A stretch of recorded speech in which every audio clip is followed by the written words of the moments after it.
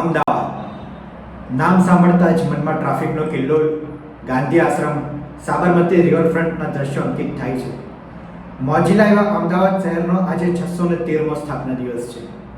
ઇતિહાસ મુજબ 26મી ફેબ્રુઆરી 1411ના રોજ બાદશાહ અહેમદ શાહે અમદાવાદ શહેરનો પાયો નાખ્યો હતો. વિશ્વના હેરિટેજ શહેરમાં આજે અમદાવાદનું નામ છે.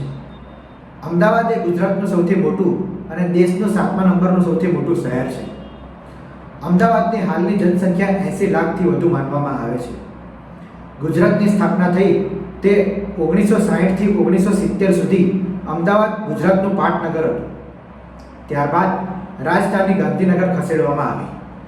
20મી સદીમાં શહેર સ્વતંત્રતાની ચળવળમાં મોખરે રહ્યું. સ્વતંત્રતા સંગ્રામની ઘણી ઝુંબેશનું અમદાવાદ કેન્દ્ર હતું. દેશના રાષ્ટ્રપિતા મહાત્મા ગાંધીની કર્મભૂમિ અમદાવાદ હતી. ટેક્સટાઇલ ઉદ્યોગને લઈને અમદાવાદને માન્ચેસ્ટર ઓફ ઇન્ડિયાનું ઉપનામ મળ્યું. અમદાવાદ એ ગુજરાતનું અને પશ્ચિમ ભારતનું સાંસ્કૃતિક અને વ્યાપારિક કેન્દ્ર ગણાય છે. એક સમયે ધૂળવાળા રસ્તાઓ અને ગીચ સ્થાનો ધરાવતું શહેર આજે ગગનચુંબી ઇમારતો, શોપિંગ મોલ અને મેટ્રો સિટીમાં પરિવર્તિત થયું છે.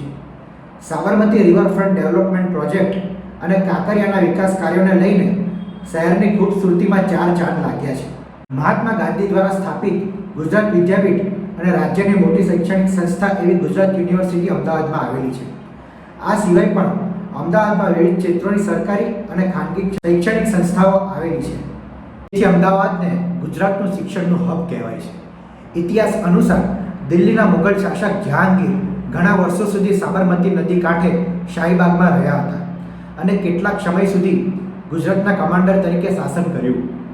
વિનોબા ભાવે, કાકા કાલેલકર જે મહાન વિભૂતિઓ ઘણા વર્ષો સુધી સાબરમતી આશ્રમ અને ગુજરાત વિદ્યાપીઠ ખાતે રહ્યા હતા. રણછોડલાલ છોટાલાલે વર્ષ 1859માં શહેરમાં પ્રથમ ટેક્સટાઇલ મિલ શરૂ કરી હતી. આ બાદ અમદાવાદના ટેક્સટાઇલ ઉદ્યોગ ક્ષેત્રે વેગ મળ્યો અને ઔદ્યોગિક વિકાસ ઝડપી થયો. શહેરમાં જોવાલાયક સ્થળોની વાત કરીએ તો ગાંધી આશ્રમ, સરદાર પટેલ સ્મારક, કાંકરિયા તળાવ, science city, heritage Kalupur Swaminarayan મંદિરનો સમાવેશ થાય છે. આ ઉપરાંત ઝૂલતા મિનારા, ભાગવત વિદ્યાપીઠ, ભદ્રકાળી મંદિર, માણેક ચોક, રાણીનો હજીરો, ઈસરો, સરખેજનો રોજો જેવા રમણીય સ્થાનો આવેલા છે. તો આવી જ અવનવી વાતો સાથે આપ મારી સાથે જોડાયેલા રહો. ધન્યવાદ.